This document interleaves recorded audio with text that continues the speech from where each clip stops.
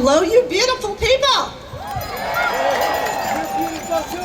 We are gathered here today to commemorate the historic struggles and gains made by the labor movement.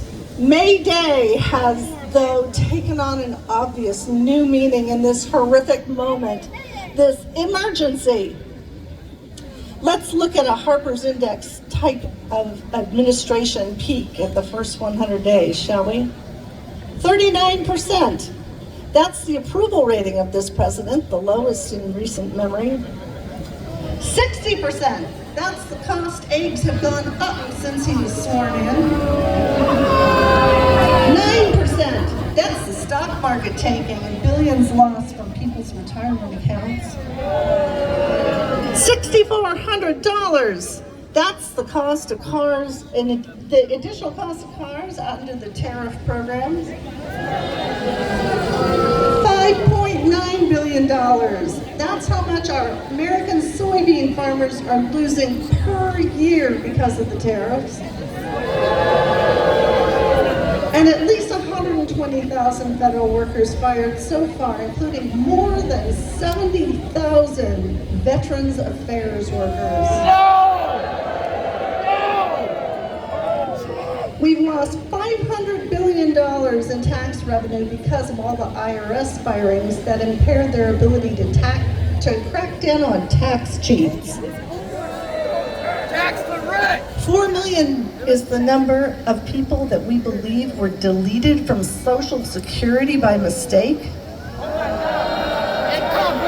And our president has played 24 days of golf, costing the taxpayers $26 million so far. $12 billion, that's the number of dollars cut from state health services. And $6 billion more cut from the National Institutes of Health, who do research on cancer and Alzheimer's and other devastating diseases. At least three American children have been deported without due process, and one of them is a 4-year-old with stage 4 cancer.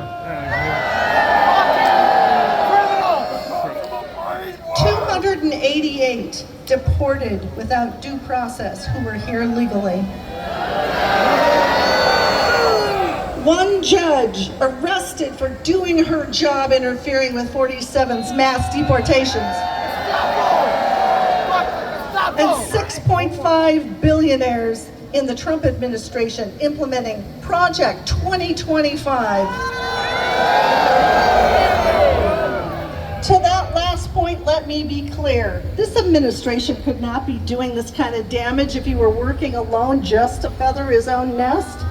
The swift decline in this country's constitutional protections is directly tied to the billionaire takeover of our democracy, aided and abetted by those in Congress who refuse to hold this administration to account, willingly sacrificing their own constitutional powers to their corrupt leader and his handlers.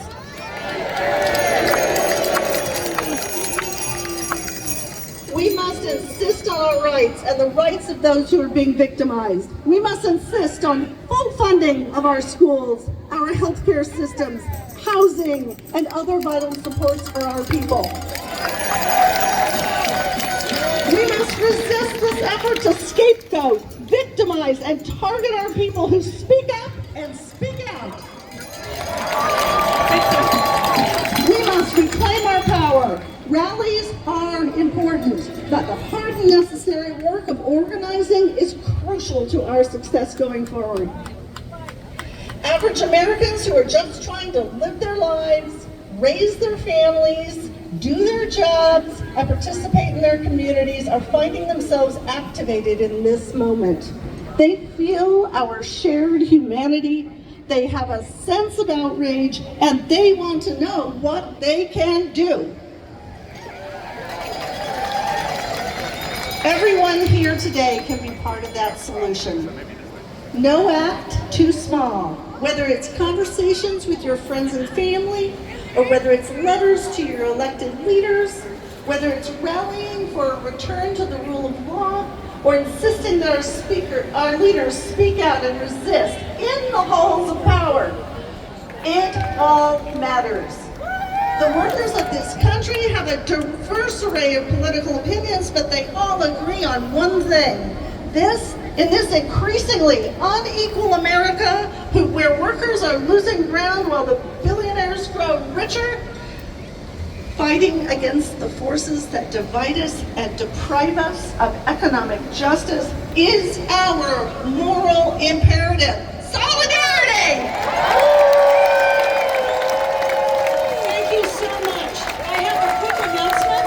There's a little girl named Asa, who is looking for her dad, who is in the back with those tables there, coloring and having some water, I think. But anyway, Asia's dad, could you please find Asia? All right, thank you.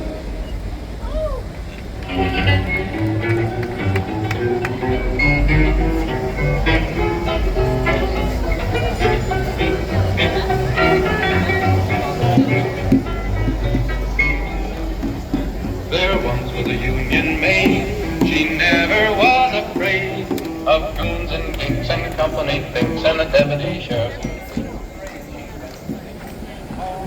When a meeting it was called, and when the scared me, I'm sticking to the Union. I'm sticking to the Union. I'm sticking to the Union. Oh, you can't scare me, I'm sticking to the Union. I'm sticking to the Union. All right. Hell yeah, Union! Another part of our world that is being decimated is our education system. Yeah. Our public education. We have closed the Department of Education? Right. And today we have a speaker from the Portland teachers who is actually, oh my heart, a school librarian, a hero, Catherine Tucker. Please come on up. All right. Hey y'all, I'm Catherine Tucker, and as was said, I'm an elementary school teacher librarian and a proud member of the Portland Association of Teachers. I am here today, as I'm sure you all are too, to show up. To show up and fight back against the oligarchs that are trying to take over this country. We cannot let that happen. We won't let that happen. As a school librarian, I am constantly advocating and fighting for more funding because our students, our children, and our future deserve fully funded schools. Yeah. I am sick of our tax dollars going towards genocide and Mar-a-Lago golf trips. The current administration wants to shut down the Department of Education. I work in a Title I school, and we depend on those federal funds. My job depends on those title funds. Over 20% of my students rely on funding for the Individuals with Disabilities Education Act, which ensures that our special education students get the education they deserve. Without the Department of Education, these students will suffer. I also work in a school with a very diverse population. One of my favorite parts of my job is when a student comes running up to me with a book and says, "They look like me." I will never deny access to books for my students that make them feel seen. No matter who is trying to attack this community, diversity, equity, and inclusion are not bad words. DEI is not a means to indoctrinate children, and it is not a reason to cut funding for our public schools. When I was on strike last year, I learned about FUD, fear, uncertainty, doubt, and division. This is what our current administration is trying to do. All of these back and forth executive orders and lies are just trying to confuse and divide us. Again, we won't let that happen. We are here today on May Day, a day that has its roots in the labor movement, to be with each other in community and to fight against the billionaire takeover.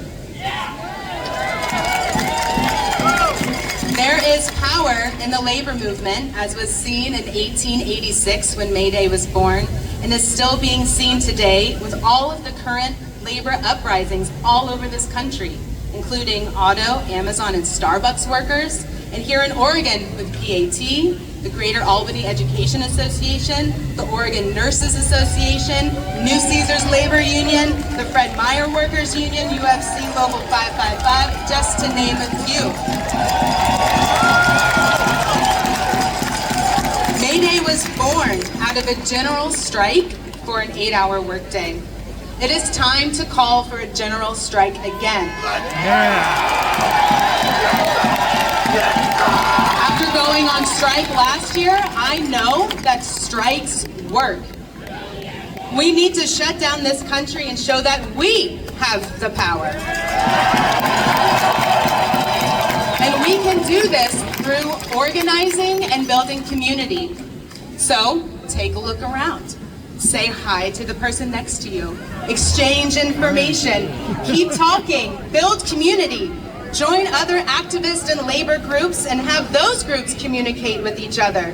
Form coalitions, alliances, alignments, whatever you want to call them, and rise up.